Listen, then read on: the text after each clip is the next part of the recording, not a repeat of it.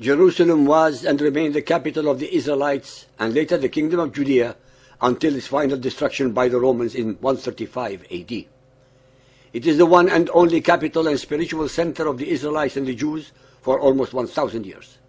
Even during the centuries leading to the Arab conquest of the city, Jerusalem remained the singular and most persistent spiritual focus of the Jews and their hope to return from their exile to the land of their birth.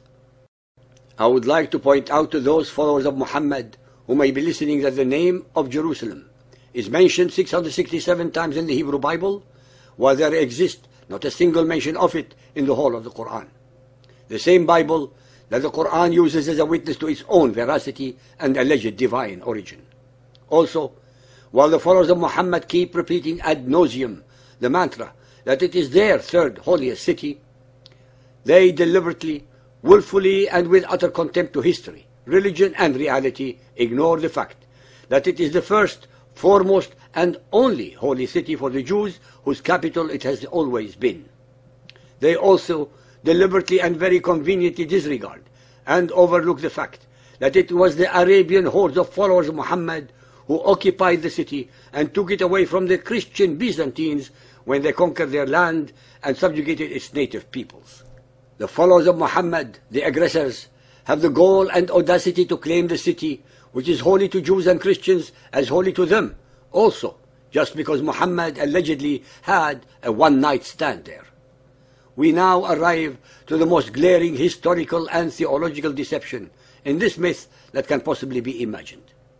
It is extremely important to point out that in the days of Muhammad there was no Temple of Solomon in Jerusalem, since it had already been destroyed 550 years earlier, 70 AD, by the Romans.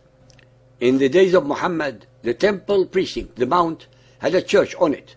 Muhammad and his later followers created the myth to associate the newly established belief system with solid foundations, both religious and historical, so that it gives itself continuity and legitimacy. In the days of Muhammad, Jerusalem was called Elia, in deference to the name given to it after its destruction by Hadrian, who built the temple of Jupiter over the ruins of the Jewish second temple and renamed the city Ilia Capitolina. Muhammad's description of the temple is as imaginary, as deceptive, and as untrue as any mirage in the Arabian desert. Sahih Muslim Hadith 328, narrated by Abu Huraira. The Messenger of Allah said, "The Quraysh were asking me about my night journey. I was asked about things pertaining to Bayt al-Maqdis, which I could not preserve in my mind. I was very much vexed, so vexed as I had never been before. Then Allah raised it, Bayt al-Maqdis, before my eyes. I looked towards it and gave them the information about whatever they questioned me.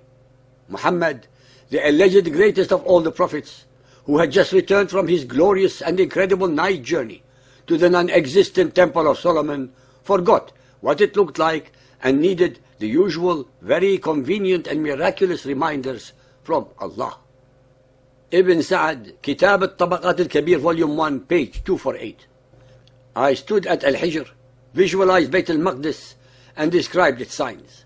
Some of them said, "How many doors are there in that mosque?" I had not counted them, so I began to look at it and counted them one by one and gave them information concerning them. Muhammad was definitely lying when he described a structure that did not exist. So much for the truthful messenger of Allah. Ibn Ishaq informs us with great honesty, on the authority of Muhammad's premier wife, Aisha, that his body never left her side and that he was only transported spiritually.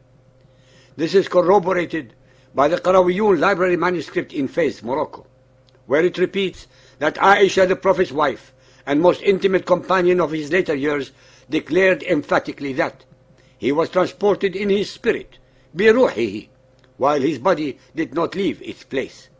Further, the great Al-Hasan al-Basri, who belonged to the next generation, held uncompromisingly to the same view.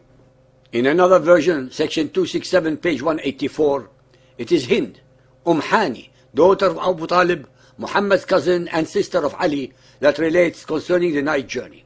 The apostle went on no night journey except while he was with me in the house.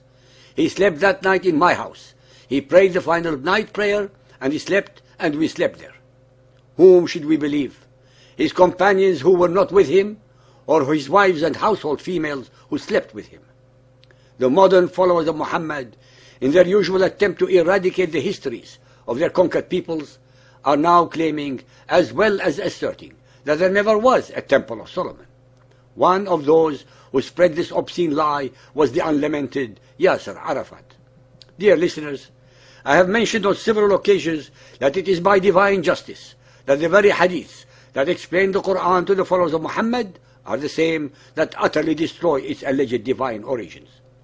The same is true about the followers of Muhammad who attempt to deform and contort history and reality to conform to their perverted agenda of delegitimizing and or dehumanizing the Christians and Jews and their links to Jerusalem.